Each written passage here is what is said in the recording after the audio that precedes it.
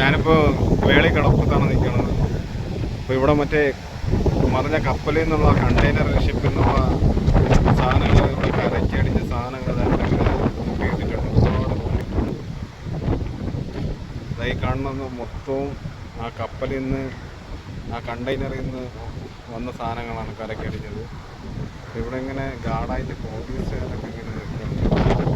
പിന്നെ നമ്മൾ V S S സിക്ക് അടുത്താണ് വേളിയിൽ.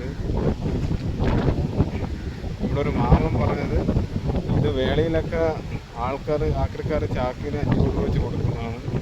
അപ്പോൾ ഇനി ഈ കടപ്പുറത്ത് തീരത്തെ അവസ്ഥ എങ്ങനെയാണെന്ന് കാണിച്ചു തരാം. ഇത് ഈ കടപ്പുറത്ത് ഓവറായിട്ട് വന്ന് ഇത് അടിഞ്ഞ മണ്ണ് വാരി വെച്ചേക്കുന്ന ചാക്കുകളാണ്. ഇത്രയും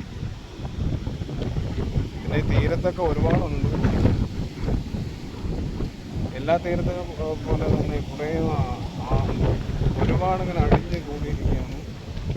കണ്ടോ, ഒരുപാട് ഈ പ്ലാസ്റ്റിക് ഇതെന്തോ പ്ലാസ്റ്റിക് രീതിയിലാണെന്നാണ് തോന്നുന്നത്. വിഷാംശമെന്നുള്ള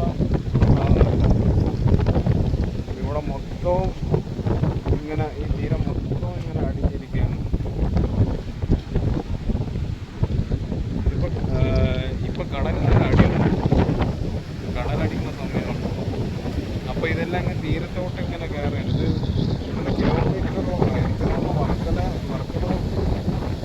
തിരുവനന്തപുരം ജില്ലയിലെ തീരമേഖലകളിലുള്ള മൊത്തവും ഈ സാധനം ഇങ്ങനെ വന്ന് നമുക്ക് കാണാം. ഒരുപാടെന്ന് പറഞ്ഞാൽ ഈ നമുക്ക് കാണാൻ നല്ല രസമുണ്ട്. ഈ കൽക്കണ്ട് പോലെ സാധനമാണ് ഇങ്ങനെ അത് കാണാൻ ഒത്തിരി ഒരുപാടുണ്ട്. കണ്ടോ കൈ. അപ്പോൾ എന്താണെന്ന് അറിയില്ല, ഇത് വിഷാംശം എന്നുള്ള സംഭവമല്ല. എങ്കിൽ കൂടിയും ഇത് തിരിച്ച് കടലിലോട്ട് പോകുമ്പോൾ എന്തായിരിക്കും പരിസ്ഥിതിക്ക് സംഭവിക്കണമെന്ന് അറിയാൻ വയ്യ. ഇത് മീനൊന്നും തിന്നില്ല, അങ്ങനത്തെ പേടിയൊന്നും വേണ്ടെന്നാണ് അറിയാൻ കഴിഞ്ഞത്. അപ്പം ഇനി ഇത് കുറച്ച് നാളൊക്കെ ഇത് പ്ലാസ്റ്റിക് അല്ലേ, പെട്ടെന്നൊന്നും ഇല്ലാതെ അവനോട് ഫിഷിങ്ങിനുള്ള വലയിലൊക്കെ തിരയിലടിച്ച് കയറുകയാണ്. ഇത് കരയിൽ വെച്ചേക്കുന്ന വലയാണ്. കടലിങ്ങ് കയറുന്നതുകൊണ്ട് മൊത്തം അടിച്ച് കയറിയിരിക്കുന്ന കരയിലോട്ട് തന്നെ. അതാ നോക്കും, ഒരുപാടുണ്ട് കൈ.